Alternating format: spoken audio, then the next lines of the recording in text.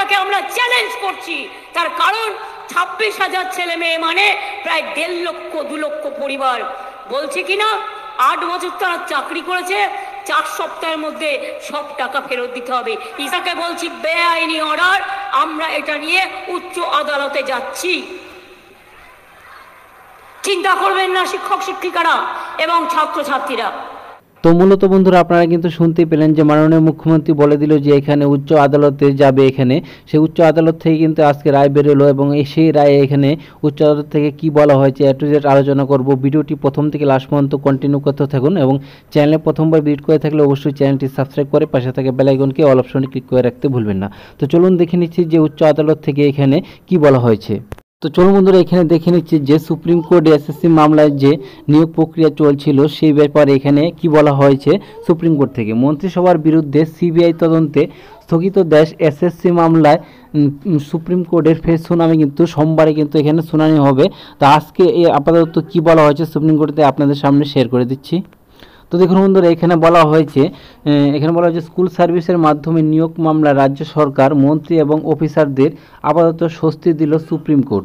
প্রধান বিচারপতি ডিওয়াইন চন্দ্রচূড়ের বেঞ্চ জানিয়ে দিল আগামী সোমবার পর্যন্ত এই ঘটনার সূত্র রাজ্য সরকার অফিসারদের বিরুদ্ধে কোনো তদন্ত করতে পারবে না সিবিআই। এখানে কিন্তু স্পষ্টভাবে বলে দেওয়া হয়েছে যে রাজ্য সরকার যে অফিসার আছে তাদেরকে কিন্তু তদন্ত করতে পারবে না আপাতত সিবিআই। এখানে বলা হয়েছে এসএসসি মামলায় গত সোমবার মাইলফলক রায় ঘোষণা করেছিল কলকাতা হাইকোর্ট। এক ধাক্কায় 25,753 জন শিক্ষক এবং অশিক্ষকদের কর্মচারীদের চাকরি বাতিলের নির্দেশ দিয়েছিল। সেই সঙ্গে হাইকোর্ট জানিয়ে দিয়েছে এই দুর্নীতি এবং কেলেঙ্কারির সঙ্গে যে অফিসাররা জড়িত তাদের বিরুদ্ধে তদন্ত চালিয়ে যেতে পারে সিবিআই।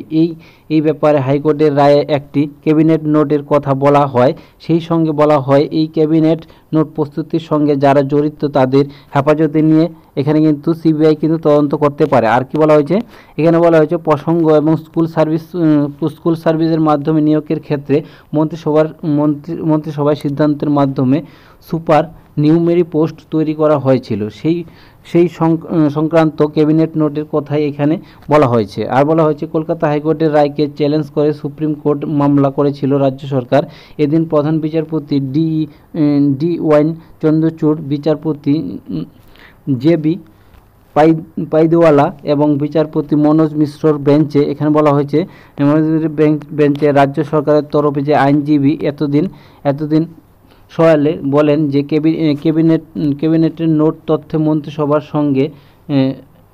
সঙ্গে যারা জড়িত তাদের হেফাজতে নিয়ে তদন্ত করতে বলা হয়েছে কলকাতা হাইকোর্টের রায়। এরকম হলে তো নির্বাচন চলাকালীন মন্ত্রী এবং অফিসার হেফাজতে নিয়ে যারা শুরু হয়ে যাবে। শুনানির পর প্রধান বিচারপতি ডিওয়াইন চন্দ্রচূড় বলেন যে আগামী শুনানির সোমবার মামলায় পরবর্তী শুনানি, তবে ততক্ষণ পর্যন্ত রাজ্য সরকার অফিসারদের বিরুদ্ধে সিবিআই কোনো ব্যবস্থা নিতে পারবে না। তো মূলত বন্ধুরা আপনারা জানতে পারলেন যে এখানে যে হাইকোর্টে যে মামলা করা হয়েছিল সেই পরিপ্রেক্ষিতে কিন্তু এসএসসি বোর্ডে এখানে যাদের মন্ত্রিসভার লোক জড়িত আছে তাদের জন্য কিন্তু সিবিআইকে মানা করেছে তাদের ব্যাপারে তদন্ত করার জন্য। তো আপনারা সোমবার পর্যন্ত অপেক্ষা করুন আরও নেক্সট আপডেট দেওয়ার জন্য। তো ভিডিওটি কেমন লাগলো অবশ্যই কমেন্ট করবেন। তো ভিডিওটি প্রথম থেকে লাস্ট পর্যন্ত দেখার জন্য ধন্যবাদ।